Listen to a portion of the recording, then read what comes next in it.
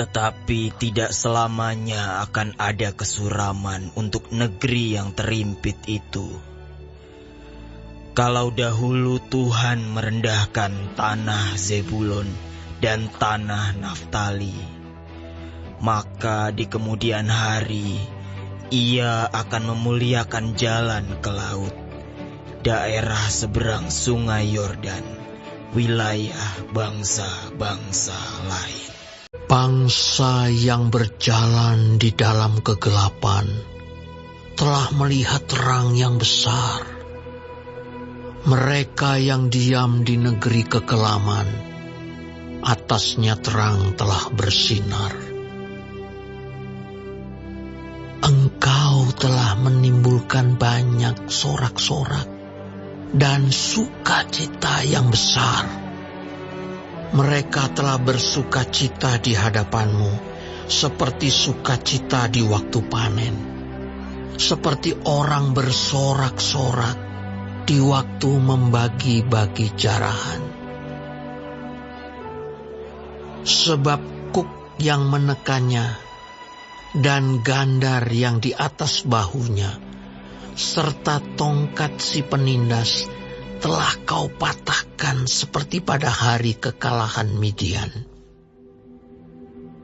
Sebab setiap sepatu tentara yang berderap-derap dan setiap jubah yang berlumuran darah akan menjadi umpan api. Sebab seorang anak telah lahir untuk kita, seorang putra telah diberikan untuk kita. Lambang pemerintahan ada di atas bahunya, dan namanya disebutkan orang Penasihat Ajaib, Allah yang perkasa, Bapa yang kekal, Raja damai. Besar kekuasaannya, dan damai sejahtera tidak akan berkesudahan di atas tahta Daud dan di dalam kerajaannya, karena Ia mendasarkan dan mengokohkannya dengan keadilan dan kebenaran dari sekarang sampai selama-lamanya. Kecemburuan Tuhan semesta alam akan melakukan hal ini. Tuhan telah melontarkan firman-Nya kepada Yakub, dan firman-Nya itu menimpa Israel.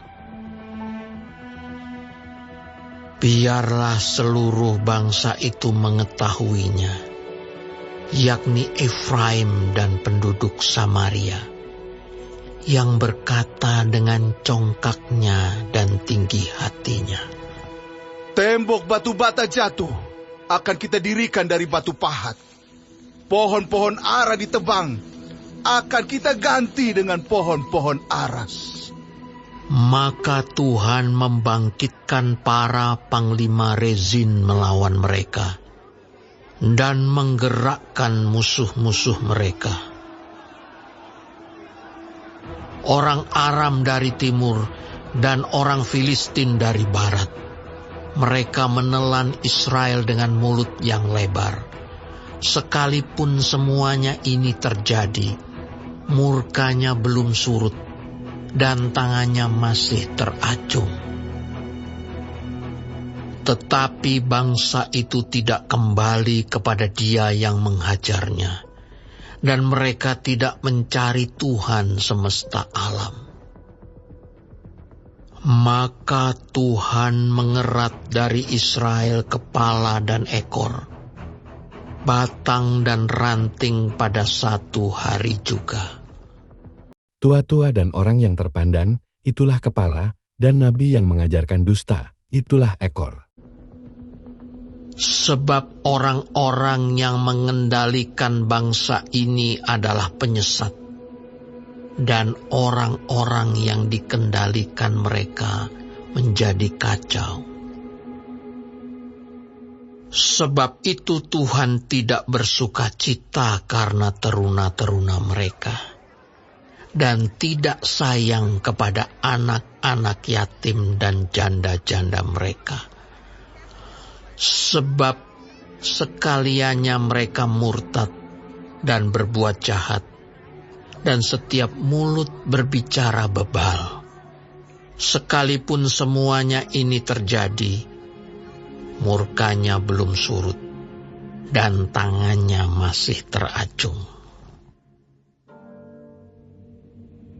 Sebab kefasikan itu menyala, seperti api yang memakan habis putri malu dan rumput, lalu membakar belukar di hutan, sehingga tonggak asap berkepul-kepul ke atas. Oleh karena murka Tuhan semesta alam, terbakarlah tanah itu, dan bangsa itu menjadi makanan api. Seorang pun tidak mengasihani saudaranya. Mereka mencakup ke sebelah kanan, tetapi masih lapar. Mereka memakan ke sebelah kiri, tetapi tidak kenyang. Setiap orang memakan daging temannya.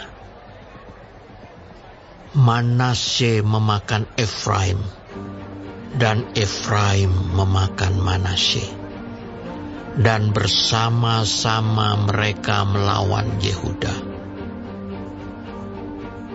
Sekalipun semuanya ini terjadi, murkanya belum surut, dan tangannya masih